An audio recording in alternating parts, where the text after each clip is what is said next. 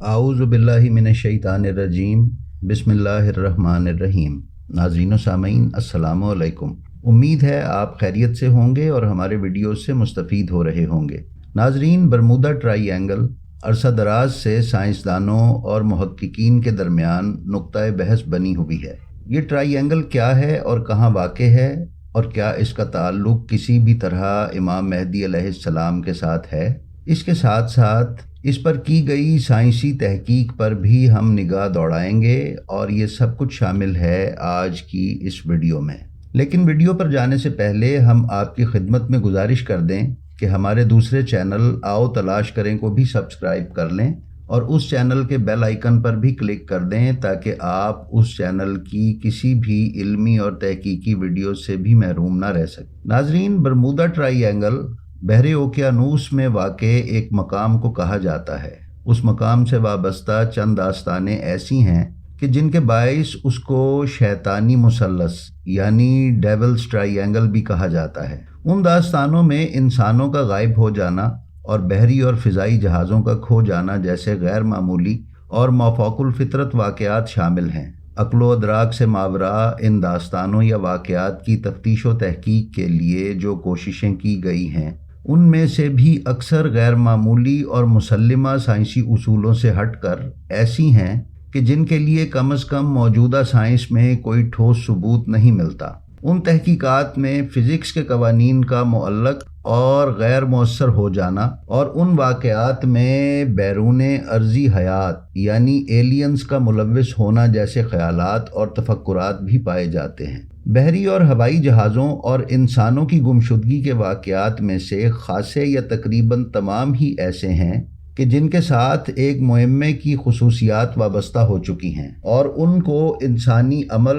और दखल से हटकर पेश आने वाले हादिसात की हैसियत दी जाती है। बहुत से रिसर्च डॉक्यूमेंट्स ऐसे हैं जो ये ज़ाहिर करते हैं कि बरमूदा ट्रायंगल को तारीख़ी एतबार से मल्लाहों के लिए एक खौफजदगी के पुरस्रार अफसानवी मकाम की सी हैसियत हासिल रही है। बाद में आहिस्ता आहिस्ता मुख्तलिफ मुसन्निफ़ीन और नावल निगारों ने भी उस मकाम के बयान को अल्फाज के हेर फेर और अंदाज़ो बयान की आराइश व ज़ेबाइश से मज़ीद पुरस्रार बनाने में अपना किरदार अदा किया है। समंदर के उस हिस्से को कि जहाँ ये ट्रायंगल वाक़ है लोग मनहूस करार देते हैं। बहरे ओकियानूस में वाक़े अमरीका के साहिल से कुछ फासले पर ये एक पुरस्रार मकाम है और जैसा कि पहले बताया जा चुका है कि इसे डेविल्स ट्रायंगल भी कहा जाता है। ये एक ऐसा मकाम है जिसके वसीओ अरीज पानियों में अब तक दर्जनों हवाई जहाज़ और बहरी जहाज़ और उसके साथ साथ सैकड़ों इंसान लापता हो चुके हैं। उन सब के साथ क्या हुआ कोई नहीं जानता। उस मकाम तक जाने के लिए अगर बिलफर्ज आप पाकिस्तान से सफ़र शुरू करें तो ये ज़मीन के बिल्कुल दूसरी तरफ वाक़ है। उस इलाके का नक्शा जोग्राफिया के माहिरीन ने अमरीकी शहर मियामी और फ्लोरिडा से शुरू करके कैरेबियन जज़ायर के मुल्क पोर्टो रिको और बहरे ओकियानूस के अंदर वाक़ जज़ीरा बरमूदा के दरमियान खींचा है। इससे मुतअल्लिक़ कहानियाँ अजीबो गरीब हैं जिन्होंने इस मकाम को इस कदर पुरस्रार बना दिया है कि हर शख्स उस ट्रायंगल के इसरार और रुमूज़ जानने का तजस्सुस रखता है। मिसाल के तौर पर इससे मंसूब कुछ कहानियों में जंग अज़ीम दोयम के दौरान उस ट्रायंगल पर से गुजरने वाले जंगी जहाज़ जब गायब हुए तो अरसा दराज तक उनका पता न चला। फिर जब ताकतवर टेलीस्कोप्स यानी दूरबीनों की ईजाद हुई और साइंसदानों ने दीगर सैयारों को देखना शुरू किया तो मरीख के मदार में वो गुमशुदा जंगी जहाज़ मरीख यानी मार्स पर परवाज़ करते हुए नज़र आए और उनमें बैठे हुए पायलट्स को भी देखा गया।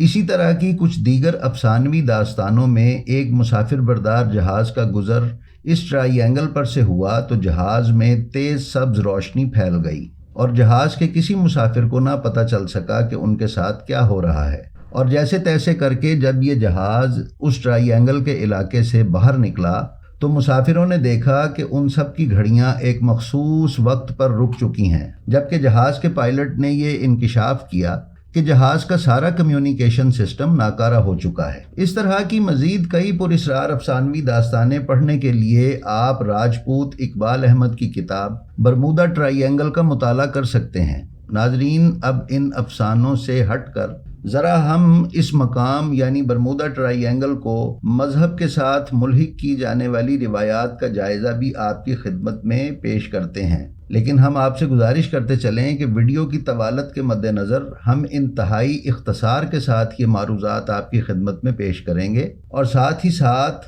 اس روایت پر عقلی دلائل بھی آپ کی خدمت میں پیش کیے جائیں گے تاکہ آپ فیصلے پر پہنچنے میں کسی مشکل سے دوچار نہ ہوں۔ لہذا ناظرین، اب ہم کتاب جزیرہ خضرا کے متن پر ایک مختصر نگاہ ڈالتے ہیں اور پھر اس کے متن پر بحث بھی کریں گے۔ اس کتاب کے مصنف آقائے ناجی النجار ہیں۔ اس کتاب کو فارسی میں ترجمہ آقائے علی اکبر مہدی پور نے کیا اور اردو ترجمہ اسیر جاڑوی نے کیا ہے۔ اس کتاب کی تقریض سید شہاب الدین مرعشی نجفی نے لکھی ہے۔ اس میں بیان کردہ واقعہ کچھ یوں ہے کہ 700 سال پہلے زندگی گزارنے والے علی بن فاضل نام کے ایک آدمی کا کہنا ہے کہ وہ ایک ایسے جزیرے میں گئے جہاں امام زمانہ، ان کے دوست اور بیٹے رہتے ہیں۔ یہ خوبصورت جزیرہ سفید پانی سے گھرا ہوا تھا۔ اس جزیرے کے پاس آنے پر دشمنوں کے مضبوط اور بڑے جہاز بھی ڈوب جاتے ہیں۔ وہ اس جزیرے کو جزیرہ خضرا یعنی سبز جزیرہ کہتے ہیں۔ وہاں پر علی بن فاضل شمس الدین نام کے ایک آدمی سے ملتے ہیں اور وہ ان سے امام زمانہ اور کچھ دوسرے دینی مسئلوں کے بارے میں بات کرتے ہیں۔ پھر کچھ وقت گزارنے اور اس جزیرے پر قیام کرنے کے بعد علی بن فاضل کو اس جزیرے کی سرحد سے باہر اس مقام پر پہنچا دیا جاتا ہے جہاں سے انہوں نے اس جزیرے پر جانے کے لیے سفر شروع کیا تھا۔ ناظرین، اپنے اس واقعے اور روایت میں انہوں نے تفصیل کے ساتھ وہاں کی مسجدیں، وہاں کی عبادات، خوراک اور نظم و نسق کا انتظام اور امام علیہ السلام کی حکومت کا تذکرہ کیا ہے۔ اردو زبان میں یہ کتاب جزیرہ خضرا کے نام سے بازار میں بآسانی دستیاب ہے۔ ناظرین، 150 سال پہلے سمندری ایٹلس میں برمودا ٹرائی اینگل کے نام سے ایک ایسے جزیرے کا پتہ چلا جس کے نزدیک ہونے پر یا اس کی عملداری یا سرحد میں داخل ہونے پر بہت سے جہاز اور کشتیاں ڈوب گئیں۔ کچھ لوگوں نے یہ کہنا شروع کر دیا کہ یہ وہی جزیرہ خضرا ہے جس میں امام زمانہ علیہ السلام رہتے ہیں، اس لیے وہاں پر کشتیاں اور جہاز ڈوب جاتے ہیں۔ ان باتوں میں کہاں تک سچائی ہے، آئیے اسے یہاں پر دیکھتے ہیں۔ علی بن فاضل کے واقعے کے بارے میں علامہ مجلسی اپنی کتاب بہار الانوار میں کہتے ہیں کہ میں نے اس واقعے کو کسی معتبر کتاب میں نہیں دیکھا ہے، اس لیے اسے بالکل الگ لکھ رہا ہوں۔ دوئم، اگر علی بن فاضل کی بات صحیح ہو کہ وہ کسی جزیرے میں گئے، تب بھی ہم اس پوری کہانی کو صحیح نہیں مان سکتے، کیونکہ انہوں نے جو کچھ بھی امام زمانہ اور ان کے بیٹوں کے بارے میں بیان کیا وہ شمس الدین نام کے آدمی کے ذریعے بیان کیا ہے۔ ہم یہ کیسے سمجھ سکتے ہیں کہ وہ آدمی سچا تھا؟ کیونکہ علی بن فاضل زیادہ دن تک وہاں نہیں رکے۔ اسی طرح انہوں نے خود کشتیوں کو ڈوبتے نہیں دیکھا تھا اور اسے بھی دوسروں کی زبانی ہی سنا تھا۔ سوئم، اس کہانی میں بہت سی ایسی باتیں ہیں جو ایک دوسرے سے ٹکراتی ہیں، جیسا کہ ایک جگہ شمس الدین کہتا ہے کہ میں نے امام کو کبھی نہیں دیکھا، میرے دادا نے انہیں دیکھا تھا، لیکن دوسری جگہ وہ کہتا ہے کہ میں ہر جمعے کی صبح ان کی زیارت کے لیے جاتا ہوں۔ اسی طرح اس کہانی میں ایک دوسرا آدمی کہتا ہے کہ امام کو صرف شمس الدین یا ان کے جیسے دوسرے لوگ ہی دیکھ سکتے ہیں۔ چہارم، شمس الدین نام کا آدمی جو اپنے آپ کو امام کا خاص نائب اور وکیل بتاتا ہے، وہ ایک جگہ کہتا ہے کہ قرآن میں تحریف ہوئی ہے اور بہت سی آیتوں کو کم کر دیا گیا ہے۔ ناظرین، اگر اس کہانی میں کوئی اور کمی نہ ہوتی تو صرف یہی بات ہی اسے جھوٹی کہانی ثابت کرنے کے لیے کافی تھی، کیونکہ قرآن کی حفاظت کا وعدہ خدا نے کیا ہے اور رسول صلی اللہ علیہ وآلہ وسلم نے قرآن اور اہل بیت کو ایک ساتھ قیامت تک کے لیے چھوڑا ہے۔ اہل بیت کے ہوتے ہوئے قرآن پر تحریف کا الزام لگانا قرآن پر ظلم کے ساتھ ساتھ اہل بیت پر بھی ظلم ہے اور ان پر الزام لگانا ہے۔ جن اہل بیت علیہ السلام نے دین کو بچانے کے لیے اتنی قربانیاں دیں، تو یہ کیسے ہو سکتا تھا کہ قرآن میں تحریف ہو جائے اور وہ اپنا قرآن اپنے پاس رکھے رہیں؟ اگر قرآن میں تحریف ہو جائے تو پورا دین ہی ختم ہو جائے گا، نہ رسول اللہ کی رسالت ثابت ہو سکے گی اور نہ ہی اہل بیت علیہ السلام کی ولایت یا کوئی دوسری فضیلت۔ اسی کہانی میں جب شمس الدین یہ کہتا ہے کہ قرآن میں تحریف ہو گئی ہے تو امام کے جزیرے میں یقیناً اصلی قرآن دیکھا ہوگا۔ علی بن فاضل کو وہ قرآن لے آنا چاہیے تھا تاکہ لوگوں کو اصلی قرآن دکھا دیتے۔ یا کم از کم وہاں خود وہ قرآن دیکھ لینا چاہیے تھا تاکہ لوگوں کو اس قرآن کے بارے میں بتا سکتے۔ لیکن تعجب تو یہ ہے کہ انہوں نے اس اصلی قرآن کو لانا تو درکنار، دیکھنے کے لیے بھی نہیں مانگا۔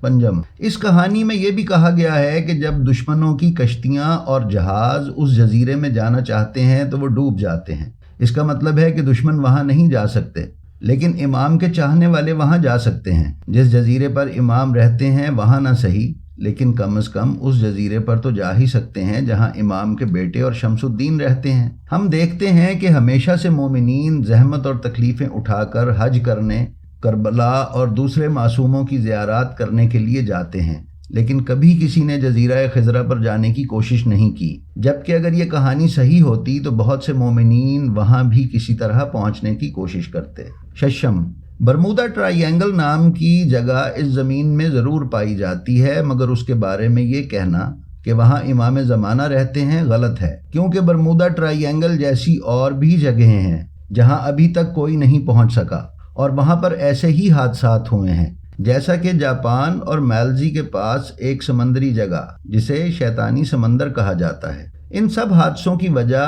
ان جگہوں کا موسم اور اس جگہ کی زمین کا بہت طاقتور میگنیٹک اثرات رکھنا ہے۔ کچھ لوگوں کا یہ بھی کہنا ہے کہ سپر پاورز نے دوسروں کو خوفزدہ کرنے کے لیے ایسی جگہوں پر قبضہ کر رکھا ہے جہاں وہ دنیا کی نظروں سے چھپ کر کارروائیوں میں مشغول رہتے ہیں۔ ہفتم، برمودا ٹرائی اینگل اصل میں کیا ہے اور وہاں پر جہازوں کے ڈوبنے کی کیا وجہ ہے؟ اس کے بارے میں ریسرچ تو ہوتی رہے گی، لیکن کسی بھی حالت میں ہمیں یہ نہیں سوچنا چاہیے کہ وہاں امام رہتے ہیں۔ یہ امام پر ایک بڑا الزام ہے۔ کیا وہ شخصیت جس کے بارے میں ہم یہ کہتے ہیں کہ وہ دنیا میں آ کر سب کو نجات دے گی، ایسی ہے کہ ایک گمنام جگہ پر رہے، کسی کو اس کے بارے میں معلوم نہ ہو، اور جب بھی تیل اور دوسرے سامان سے بھرے ہوئے جہاز وہاں سے گزرنا چاہیں تو وہ انہیں ڈبو دے، بے گناہ لوگوں کو مار دیں؟ کیا ہمارے اماموں کی یہی سیرت رہی ہے کہ وہ اپنے آپ کو بچانے کے لیے بے گناہ لوگوں کو مارتے رہیں؟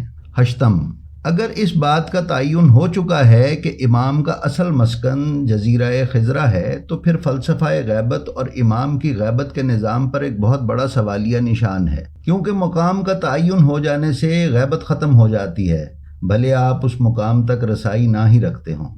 ناظرین، اب ذرا اس سلسلے میں کی گئی جدید تحقیق اور سائنٹیفک نظریات کا بھی جائزہ لے لیا جائے کہ برمودا ٹرائی اینگل کی حقیقت کیا ہے۔ اس بارے میں کئی دہائیوں سے مختلف اندازے لگائے جاتے رہے ہیں، مگر امریکی نیوی کا موقف یہی ہے کہ برمودا ٹرائی اینگل کا کوئی وجود نہیں۔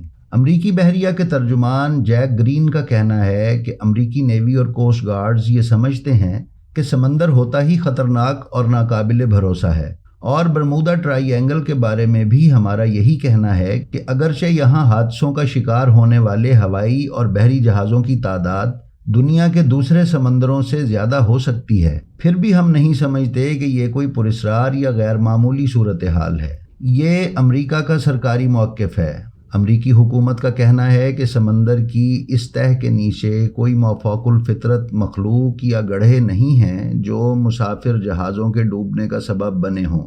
امریکن نیوی کے میڈیا ترجمان کا کہنا ہے کہ گزشتہ کئی دہائیوں کے دوران لاپتہ ہونے والے جہازوں کے غائب ہونے کی کوئی نہ کوئی سائنٹیفک ریزن ضرور ہے، لیکن جیک گرین کے مطابق برمودا ٹرائی اینگل کی کچھ دلچسپ خصوصیات بھی ہیں، جیسے کہ اگر قطب نما کی مدد سے، جسے کمپس کہا جاتا ہے، اس علاقے کی نشاندہی کی کوشش کی جائے تو اسے حقیقی شمال کے رخ پر ہونا چاہیے، لیکن عام طور پر قطب نما حقیقی شمال کی بجائے میگنیٹک شمال کی طرف اشارہ کرتا ہے، جو حقیقی نارتھ ویسٹ سے جنوب مغرب کی جانب ہے۔